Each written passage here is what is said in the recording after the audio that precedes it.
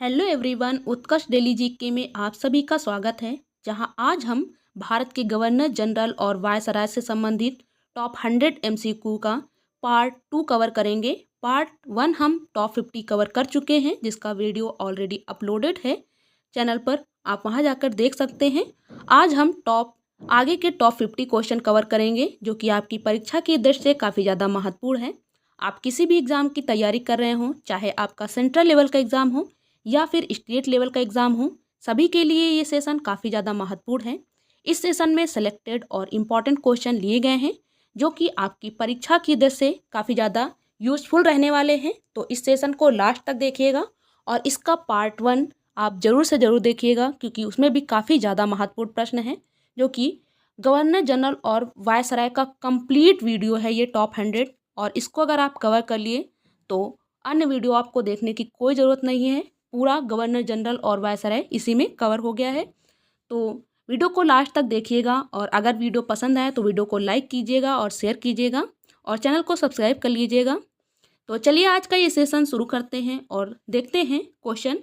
तो ये क्वेश्चन है, बाल गंगाधर तिलक एवं एनी बेसेंट ने होम रूल लीग की स्थापना 1915 में किस वायसराय के शासनकाल में की थी? इसका सही उत्तर है ऑप्शन सी, लॉर्ड हार्डिंग द्वितीय। लॉर्ड हार्डिंग द्वितीय के शासनकाल में होम रूल लीग की स्थापना की थी 1915 में। और किसने की थी? तो बाल गंगाधर तिलक एवं एनी बेसेंट ने। अगला क्वेश्चन देखते हैं। अगला क्वेश्चन है, सन 1916 ईस्वी में बनारस हिंदू विश्वविद्यालय, जो कि बीएचयू के नाम से प्रसिद्ध है, की स्थापना किसने की थी? इसका सही उत्तर है ऑप्शन डी, मदन मोहन मालवीय जी ने। मदन मोहन मालवीय जी ने सन 1916 में बनारस हिंदू विश्वविद्यालय की स्थापना की थी। अगला क्वेश्चन देखते हैं। अगला क्वेश्चन है, मदन मोहन मालवीय जी ने 1916 ईस्वी में बनारस हिंदू विश्वविद्यालय बीएचयू की स्थापना किस वायसराय के शासनकाल में की थी? इसका सही उत्तर है ऑप्शन ए, लॉर्ड हार्डिंग द्वितीय। लॉर्ड हार्डिंग द्वितीय के शासनकाल में इसकी स्थापना की गई थी। अगला क्वेश्चन देखते हैं। अगला क्वेश्चन है, सन 1912 ईस्वी में भारत की राजधानी कलकत्ता से दिल्ली किस वायसराय के शासनकाल में बदली गई थी? इसका सही उत्तर है ऑप्शन ए, लॉर्ड हार्डिंग द्वितीय। लॉर्ड हार्डिंग द्वितीय के शासनकाल में सन 1912 में भारत की राजधानी कलकत्ता से दिल्ली में आ गई थी। अगला क्वेश्चन देखते हैं। अगला क्वेश्चन है, लॉर्ड हार्डिंग द्वितीय के शासनकाल में हिंदू महासभा की स्थापना किस वर्ष हुई थी? तो हिंदू महासभा की स्थापना हुई थी साल 1955 ईस्वी में। राइट आंसर साल 1915 ईस्वी में, sorry. Right answer option A, lord Hardinge द्वितीय के शासनकाल में हिंदू महासभा की स्थापना 1915 ईस्वी में हुई थी। अगला क्वेश्चन देखते हैं।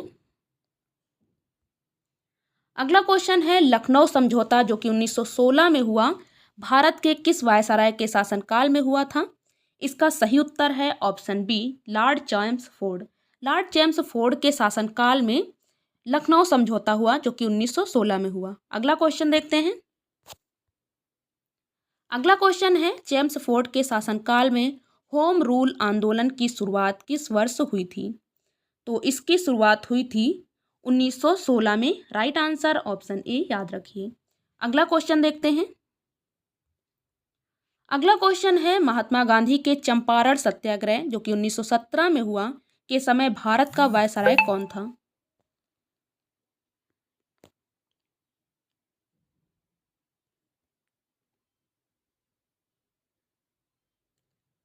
अगला क्वेश्चन है, महात्मा गांधी के चंपारण सत्याग्रह 1917 के समय भारत का वायसराय कौन था?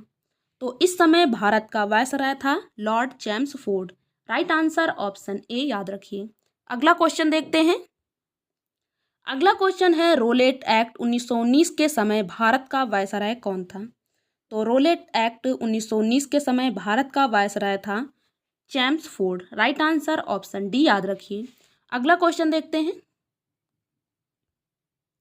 अगला क्वेश्चन है, जलियांवाला बाग हत्याकांड, जो कि 1919 में हुआ, के समय भारत का वायसराय कौन था? तो इस समय भारत का वायसराय था चैम्सफोर्ड। राइट आंसर ऑप्शन ए याद रखिए। अगला क्वेश्चन देखते हैं। अगला क्वेश्चन है, गांधी जी ने असहयोग आंदोलन सन 1920 ईस्वी में किस वायसराय के शासनकाल में शुरू किया था? इसका सही उत्तर है ऑप्शन ए, जेम्स फोर्ड के शासनकाल में असहयोग आंदोलन शुरू किया था गांधी जी ने 1920 में। अगला क्वेश्चन देखते हैं।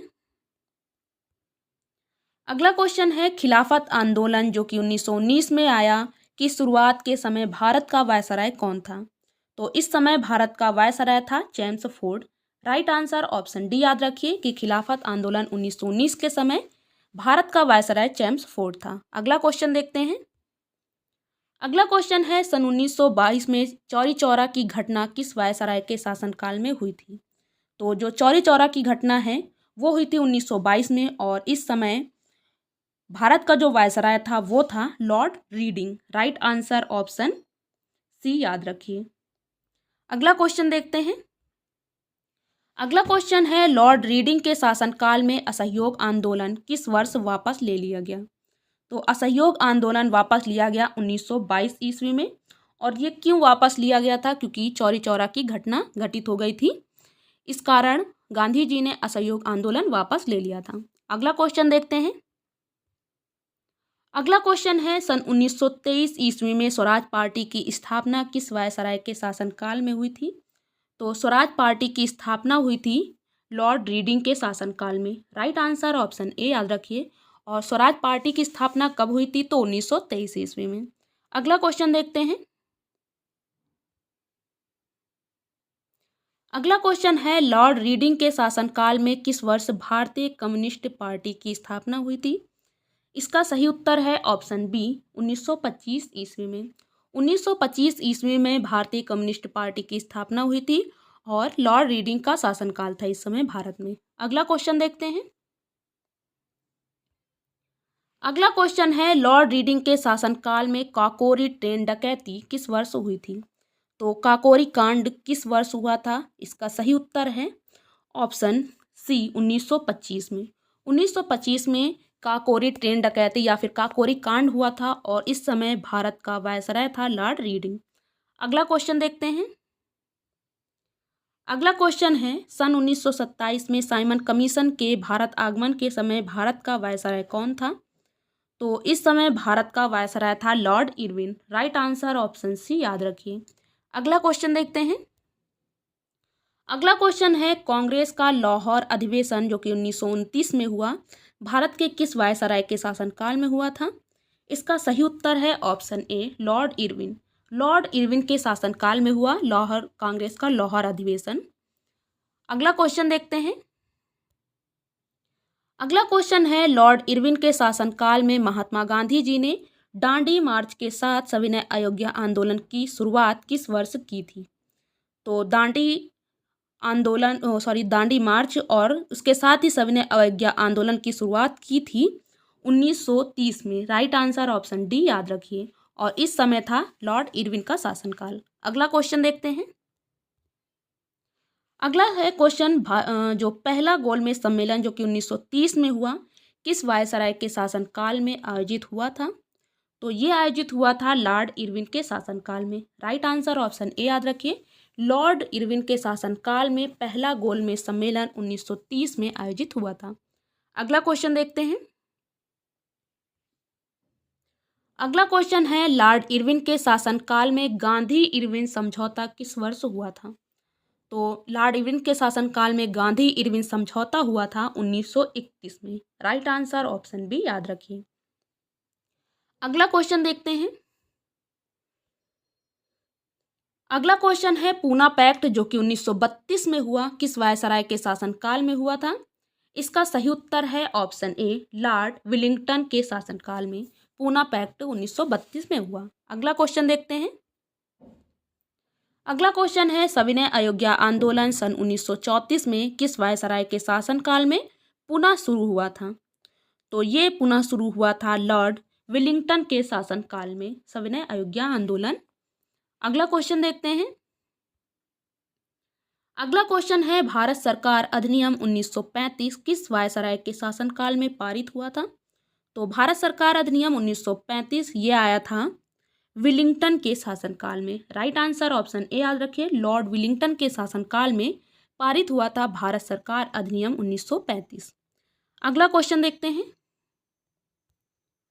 अगला क्वेश्चन है 1939 में द्वितीय विश्व युद्ध के समय भारत का वायसराय कौन था?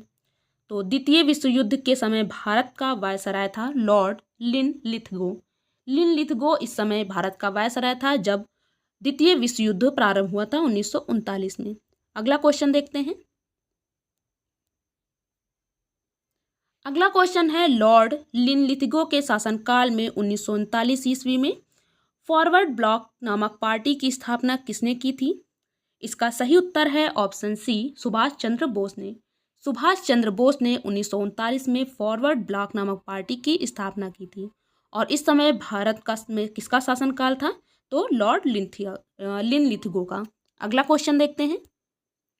अगला क्वेश्चन है 1940 ईस्वी में भारत के किस वायसराय के शासनकाल में मुस्लिम लीग का लाहौर संकल्प अर्थात मुस्लिम लीग ने पाकिस्तान की मांग की थी? तो पहला तो ये क्वेश्चन है कि मुस्लिम लीग ने पाकिस्तान की मांग कब की थी? तो 1940 में। और किस वायसराय के शासनकाल में किया था? तो इसका सही उत्तर है ऑप्शन ए, लॉर्ड लिनलिथगो के शासनकाल में। अगला क्वेश्चन देखते हैं। अगला क्वेश्चन है अगस्त प्रस्ताव जो कि 1940 में आया के समय भारत का वायसराय कौन था? तो अगस्त प्रस्ताव 1940 के समय भारत का वायसराय था। इसका सही उत्तर है ऑप्शन सी, लॉर्ड लिनलिथगो। अगला क्वेश्चन देखते हैं। अगला क्वेश्चन है 1941 ईस्वी में भारतीय राष्ट्रीय सेना का गठन भारत के किस वायसराय के शासनकाल में हुआ था? तो ये हुआ था लॉर्ड लिनलिथगो के शासनकाल में। 1941 में भारतीय राष्ट्रीय सेना का गठन हुआ था। अगला क्वेश्चन देखते हैं। अगला क्वेश्चन है सन 1942 ईस्वी में क्रिप्स मिशन के आगमन के समय भारत का वायसराय कौन था? तो पहले तो ये है कि सन 1942 में क्रिप्स मिशन भारत आया और भारत आगमन के समय भारत का वायसराय कौन था? तो इसका सही उत्तर है option A, Lord Linlithgow. Right answer option ए याद रखिए। अगला क्वेश्चन देखते हैं। अगला क्वेश्चन है भारत छोड़ो आंदोलन जो कि 1942 में आया भारत के किस वायसराय के शासनकाल में शुरू हुआ था? तो भारत छोड़ो आंदोलन की शुरुआत कब हुई थी? तो ये तो हुई थी 1942 में और इस समय भारत का वायसराय कौन था? तो इसका सही उत्तर है option A, Lord Linlithgow. Right answer option ए याद रखिए। अगला क्वेश्चन देखते हैं। अगला क्वेश्चन है शिमला समझौता 1945 किस वायसराय के शासनकाल में हुआ था? तो पहला तो ये है कि शिमला समझौता कब हुआ? तो 1945 में हुआ और ये किस वायसराय के शासनकाल में हुआ? इसका सही उत्तर है option A, Lord Wavell. Lord Wavell के शासनकाल में शिमला समझौता हुआ था 1945 में। अगला क्वेश्चन देखते हैं। अगला क्वेश्चन है नौसैनिक विद्रोह जो कि 1946 में हुआ और उस समय भारत के वायसराय कौन थे? तो नौसैनिक विद्रोह के समय भारत के वायसराय थे Lord Wavell. Right answer option D याद रखिए। अगला क्वेश्चन देखते हैं। अगला क्वेश्चन है भारतीय संविधान सभा के निर्माण के लिए कैबिनेट मिशन जो कि 1946 में आयोजित की गई तो उस समय वायसराय कौन थे भारत के? तो इसका सही उत्तर है option B, lord Wavell. Lord Wavell उस समय भारत के वायसराय थे। अगला क्वेश्चन देखते हैं। अगला क्वेश्चन है पूर्णतया ब्रिटिश शासन की समाप्ति की घोषणा ब्रिटेन के प्रधानमंत्री एटली द्वारा भारत के किस वायसराय के शासनकाल में की गई थी? तो पूर्णतः ब्रिटिश शासन की समाप्ति की घोषणा की गई थी लॉर्ड वेवेल के शासनकाल में और किसके द्वारा? तो ये की गई थी ब्रिटेन के प्रधानमंत्री एटली द्वारा। अगला क्वेश्चन देखते हैं। अगला क्वेश्चन है भारत के अंतिम वायसराय कौन थे? तो भारत के जो अंतिम वायसराय थे वो थे lord Mountbatten. Right answer option B याद रखिए कि भारत के अंतिम वायसराय लॉर्ड माउंटबेटन थे। अगला क्वेश्चन देखते हैं। अगला क्वेश्चन है 15 अगस्त 1947 को भारत की स्वतंत्रता के समय भारत का गवर्नर जनरल कौन था? तो उस समय भारत का गवर्नर जनरल था Lord Mountbatten. Right answer option ए याद रखिए कि 15 अगस्त 1947 को भारत की स्वतंत्रता के समय भारत के गवर्नर जनरल लॉर्ड माउंटबेटन थे। अगला क्वेश्चन देखते हैं। अगला क्वेश्चन है भारत के विभाजन की घोषणा के समय भारत का वायसराय कौन था? तो भारत के विभाजन की घोषणा के समय भारत के वायसराय थे lord Mountbatten. Right answer option ए याद रखिए। अगला क्वेश्चन देखते हैं। अगला क्वेश्चन है भारत के गवर्नर का पद कब गठित किया गया था। तो भारत के जो गवर्नर का पद है वो गठित किया गया था 1757 ईस्वी में। राइट आंसर ऑप्शन डी याद रखिए। अगला क्वेश्चन देखते हैं। अगला क्वेश्चन है बंगाल का प्रथम गवर्नर कौन था। तो जो बंगाल का प्रथम गवर्नर था वो था लॉर्ड क्लाइव।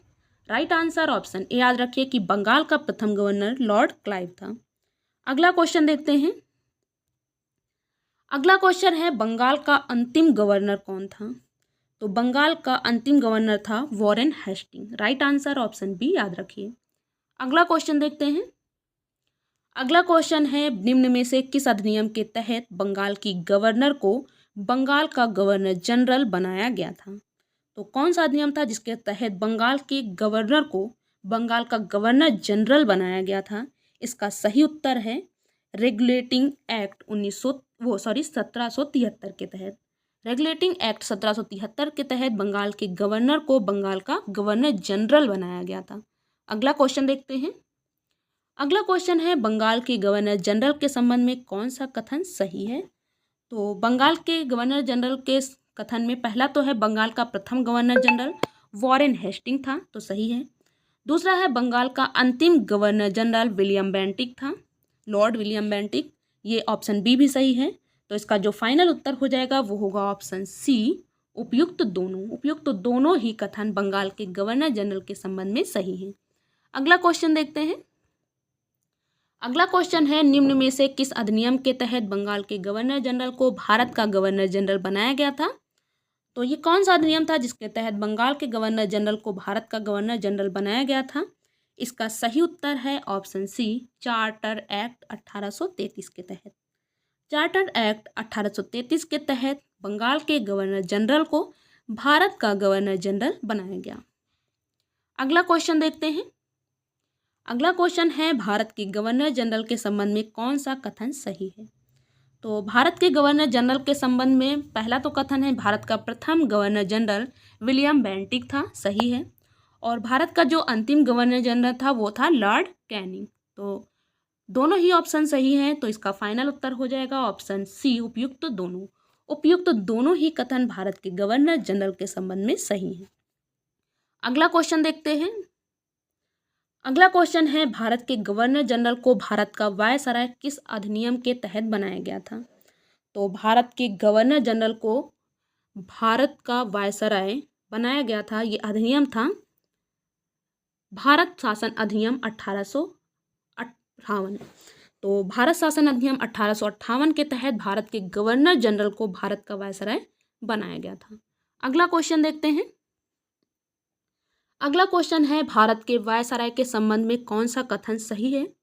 तो भारत के वायसराय के संबंध में पहला तो है भारत के प्रथम वायसराय लॉर्ड कैनिंग थे, सही है। और भारत के अंतिम वायसराय लॉर्ड माउंटबेटन थे। तो दोनों ही कथन सही हैं भारत के वायसराय के संबंध में। तो इसका जो फाइनल आंसर होगा वो होगा ऑप्शन सी उपयुक्त दोनों। उपयुक्त दोनों ही कथन सही हैं भारत के वायसराय के संबंध में। अगला क्वेश्चन देखते हैं। अगला क्वेश्चन है किस अधिनियम के तहत भारत के वायसराय के पद को समाप्त करके स्वतंत्र भारत का गवर्नर जनरल का पद बनाया गया। तो भारत के वायसराय के पद को समाप्त कर दिया गया और ये किस अधिनियम के तहत समाप्त कर दिया गया और इसके जगह स्वतंत्र भारत का गवर्नर जनरल का पद बनाया गया। तो ये एक्ट है भारतीय स्वतंत्रता अधिनियम 1947। राइट आंसर ऑप्शन डी याद रखें, जिसके तहत भारत के वायसराय के पद को समाप्त करके स्वतंत्र भारत का गवर्नर जनरल का पद बनाया गया। अगला क्वेश्चन देखते हैं और ये इस सेशन का लास्ट क्वेश्चन है कि निम्न में से कौन सा कथन सही है। तो पहला है स्वतंत्र भारत के प्रथम गवर्नर जनरल लॉर्ड माउंटबेटन थे, सही है। स्वतंत्र भारत के प्रथम एवं अंतिम भारतीय गवर्नर जनरल सी राजगोपालाचारी जी थे, जो कि भारतीय थे। तो दोनों ही ऑप्शन सही हैं। तो इसका जो फाइनल आंसर हो जाएगा वो होगा ऑप्शन सी उपयुक्त दोनों। उपयुक्त दोनों ही कथन सही हैं। तो ये रहे भारत के गवर्नर जनरल और वायसराय से संबंधित टॉप 100 क्वेश्चन जो कि पार्ट 1 और पार्ट 2 में करके दिए गए हैं आपको। अगर दोनों साथ ही किए जाते हैं तो वीडियो काफ़ी ज़्यादा लंबा हो जाता है, इसलिए पार्ट 1 और पार्ट 2 में डिवाइड कर दिया गया है ताकि ईज़ी हो आपको देखने में। तो पार्ट 1 भी आप देख लीजिएगा और पार्ट 2 तो अभी अपलोड किए हैं। तो आज का ये सेशन आपको कैसा लगा कमेंट बॉक्स में ज़रूर बताइएगा। और ये क्वेश्चन बहुत ही ज़्यादा महत्वपूर्ण और सिलेक्टेड थे। तो आई होप आपको ये वीडियो पसंद आया होगा। वीडियो को लाइक कीजिएगा और शेयर कीजिएगा। चैनल को सब्सक्राइब कर लीजिए और बेल आइकन पर प्रेस करना बिल्कुल मत भूलिए ताकि आने वाली जो अगली वीडियो हैं वो आपको जल्द से जल्द प्राप्त हो। तब तक के लिए धन्यवाद।